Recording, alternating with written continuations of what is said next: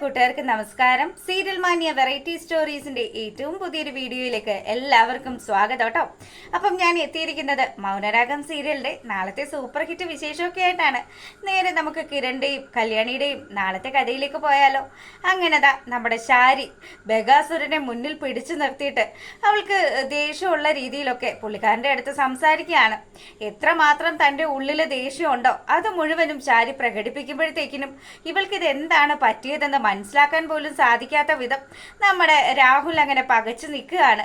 പിന്നീടാണെങ്കിലോ ഞാനിപ്പോൾ പുറത്തു പോവുകയാണ്, ചില കാര്യങ്ങളൊക്കെ ഞാനൊന്ന് അറിയട്ടെ, അതിനുശേഷം എന്താണ് വേണ്ടതെന്ന് ഞാൻ തീരുമാനിച്ചോളാന്നും പറഞ്ഞ് രാഹുലിനോട് ദേഷ്യപ്പെട്ട് ശാരി അവിടെ നിന്ന് ഇറങ്ങുകയാണ്.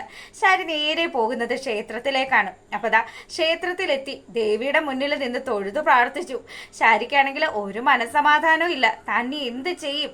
താൻ തൻ്റെ കൂട്ടുകാരിയിൽ നിന്നും അറിഞ്ഞ ആ ഒരു സത്യം, DNA റിസൾട്ടിന്റെ സത്യം, അത് വിശ്വസിക്കാൻ സാധിക്കാത്ത വിധം നമ്മുടെ ചാരി ഇങ്ങനെ വിഷമിച്ച് നിൽക്കുകയാണ്. എന്തായാലും കിരണും കല്യാണിയും കൂടി എന്തൊക്കെയോ കാര്യങ്ങൾ ഇതിനിടയ്ക്ക് പ്ലാൻ ചെയ്യുന്നുണ്ടെന്ന് ഒക്കെ പുള്ളിക്കാരിക്കൊരു സംശയം.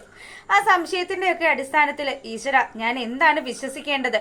ഒരിക്കൽ കൂടി ഞാൻ ഒരാളെ കൂടി പോയി കാണാമെന്ന് വിചാരിച്ച് ശാരി അവിടെ നിന്നും പ്രാർത്ഥിച്ചിറങ്ങുന്ന സമയത്ത് ആ ക്ഷേത്രത്തിലേക്ക് കിരണും കല്യാണിയും കൂടെ വരികയാണ്. അപ്പം ഇവരെ കണ്ട പാടെ തന്നെ നമ്മുടെ ശാരിയാണെങ്കിൽ അവരുടെ അടുത്ത് പോയി സംസാരിച്ചു. അപ്പം എന്താണ് മനസമാധാനം ഇല്ലാതെ ക്ഷേത്രത്തിൽ വന്ന് തൊഴുതതാണോ എന്ന് കിരൺ ചോദിക്കുമ്പോഴത്തേക്കിനും മനസമാധാനം ഇല്ല, ചില ആൾക്കാർ ഞങ്ങളുടെ പിന്നാലെ നടന്നിങ്ങനെ ഉപദ്രവിച്ചു കൊണ്ടിരിക്കുകയാണല്ലോ എന്നും പറഞ്ഞ് ശാരി കിരണിനോടും കല്യാണിയോടും മോശമായിട്ട് സംസാരിക്കുമ്പോഴത്തേക്കിനും അതെ, ഞങ്ങൾ നിങ്ങളോട് പറഞ്ഞ കാര്യങ്ങളൊക്കെ സത്യം തന്നെയാണ്, ഇപ്പോഴും ഞങ്ങൾ അത് തന്നെയാണ് ആവർത്തിച്ചു കൊണ്ടിരിക്കുന്നത്. അതുകൊണ്ട് എനിക്ക് നിങ്ങളോട് പറയാനുള്ളത്, നിങ്ങൾ വേറെ എവിടെയെങ്കിലും പോയി ഒന്ന് ടെസ്റ്റ് ചെയ്ത് നോക്ക്, അപ്പൊ നിങ്ങൾക്ക് സത്യങ്ങൾ മനസ്സിലാകും. സരയു നിങ്ങളുടെ മകളല്ല, താരാൻറ്റിയുടെ മകളാണ് എന്നുള്ള സത്യം. അതുകൊണ്ട് തന്നെ ആ സത്യം നിങ്ങൾ വിശ്വസിക്കാൻ തയ്യാറാവണം. അല്ലാത്ത പക്ഷം നിങ്ങൾ ഭ്രാന്ത് പിടിച്ച പോലെ അലയാന്ന് മാത്രമേ ഉള്ളൂ. നിങ്ങളുടെ ഭർത്താവെന്ന് പറയുന്ന രാഹുൽ ബഗാസുരൻ, അയാളുണ്ടല്ലോ, അയാൾ നിങ്ങളെ പച്ചയ്ക്ക് ചതിക്കുമായിരുന്നു എന്നുള്ള കാര്യവും കൂടി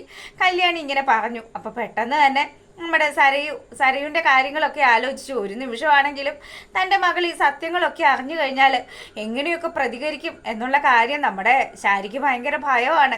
അവൾ ഈ സത്യങ്ങൾ അറിഞ്ഞു കഴിഞ്ഞാൽ ഉറപ്പായിട്ടും തൻ്റെ അച്ഛനെ കൊല്ലു എന്നുള്ള കാര്യത്തിൽ ഒരു സംശയവും നമ്മുടെ ശാരിക്കില്ല.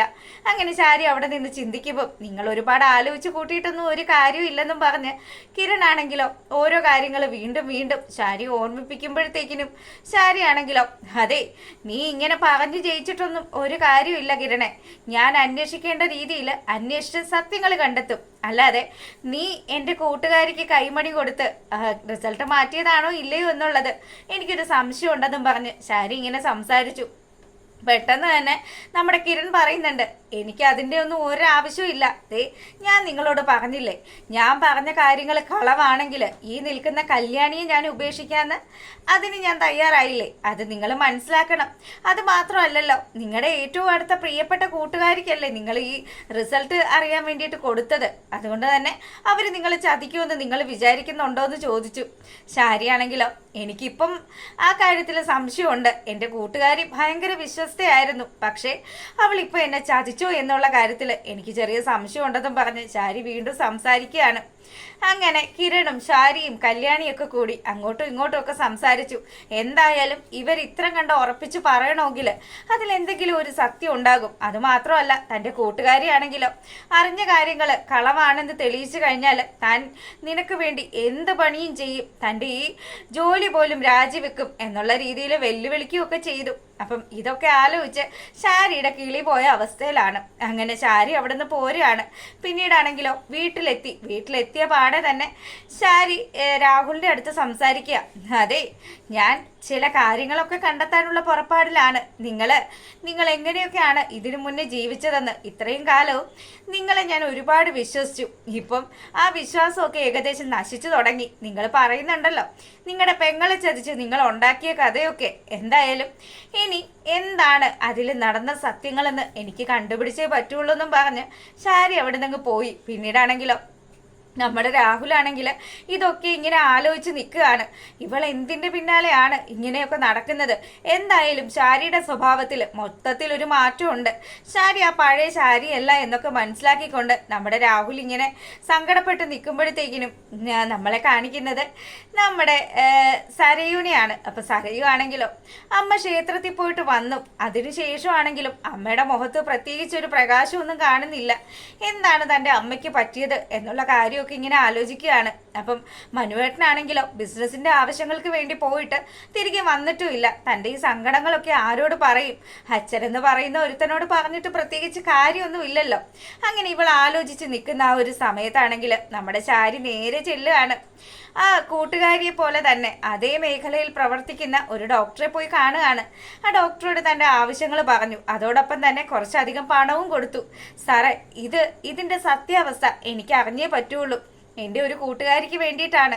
അങ്ങനെ കാര്യങ്ങളൊക്കെ പറയുമ്പോഴത്തേക്കിനും ആ സാറാണെങ്കിലോ, മാഡം നിങ്ങൾ പേടിക്കൊന്നും വേണ്ട, എന്തായാലും ഇതിൻ്റെ സത്യാവസ്ഥയൊക്കെ അറിഞ്ഞിട്ട് ഞാൻ നിങ്ങളെ വിളിച്ചോളാം. മിക്കവാറും നാളെ തന്നെ ഇതിൻ്റെ റിസൾട്ട് കിട്ടും. അങ്ങനെയാണെങ്കിൽ ഞാൻ നിങ്ങളെ വിളിച്ചോളാം എന്ന് പറഞ്ഞ് വളരെ ഹാപ്പി ആയിട്ട് നമ്മുടെ ശാരിയോട് അയാൾ സംസാരിച്ചു. അങ്ങനെ ശാരിക്കാണെങ്കിലോ മനസമാധാനം ഇല്ലാത്തൊരവസ്ഥയിലാണ് ശാരി കടന്നു പോകുന്നത് തന്നെ. അങ്ങനെ ശാരിത വീട്ടിലേക്ക് പോരുന്ന ആ ഒരു സമയം, ഇനി റിസൾട്ട് എങ്ങാനും കിരണിനും കല്യാണിക്കും ഒക്കെ അനുകൂലമായി വന്നു കഴിഞ്ഞാൽ പിന്നെ തൻ്റെ ജീവിതം തീർന്നത് തന്നെയാണ്. തൻ്റെ മകളെ താൻ ഇനി എങ്ങനെ മുന്നോട്ട് കൊണ്ടുപോകുമെന്നുള്ള കാര്യമൊക്കെ ആലോചിച്ച് ശാരി സങ്കടപ്പെടുന്നതൊക്കെ കാണിക്കുകയാണ്. ഇതിനെല്ലാം കാരണഭൂതക്കാരനായിട്ടുള്ള നമ്മുടെ രാഹുലാണെങ്കിലോ തൻ്റെ ഭാര്യയ്ക്ക് എന്ത് സംഭവിച്ചു, തൻ്റെ മകൾക്ക് എന്ത് സംഭവിച്ചു എന്നും ഒന്നും മനസ്സിലാകാതെ ഇങ്ങനെ കുഴങ്ങി നിൽക്കുകയാണ്. എന്തായാലും 2-3 ദിവസത്തിനുള്ളിൽ ശാരി സത്യങ്ങൾ അറിയുകയും ചെയ്യും. നമ്മുടെ രാഹുലിൻ്റെ കാര്യത്തിൽ ഒരു തീരുമാനം ഉണ്ടാക്കുകയും ചെയ്യും. അപ്പം അത്തരത്തിലുള്ളൊരു സൂപ്പർ ഹിറ്റ് വിശേഷമാണ് ഇനി വരാനിരിക്കുന്നത്. എല്ലാവരും കാണുക, സപ്പോർട്ട് ചെയ്യുക. പിന്നെ എപ്പോഴും പറയുന്നത് പോലെ തന്നെ ആദ്യമായിട്ട് കാണുന്നവരാണ് എങ്കിൽ നിങ്ങൾക്ക് ചാനൽ ഇഷ്ടപ്പെട്ട് കഴിഞ്ഞാൽ സബ്സ്ക്രൈബ് ചെയ്യാൻ മറക്കരുത് കേട്ടോ. അപ്പോൾ ഓക്കെ, ബൈ.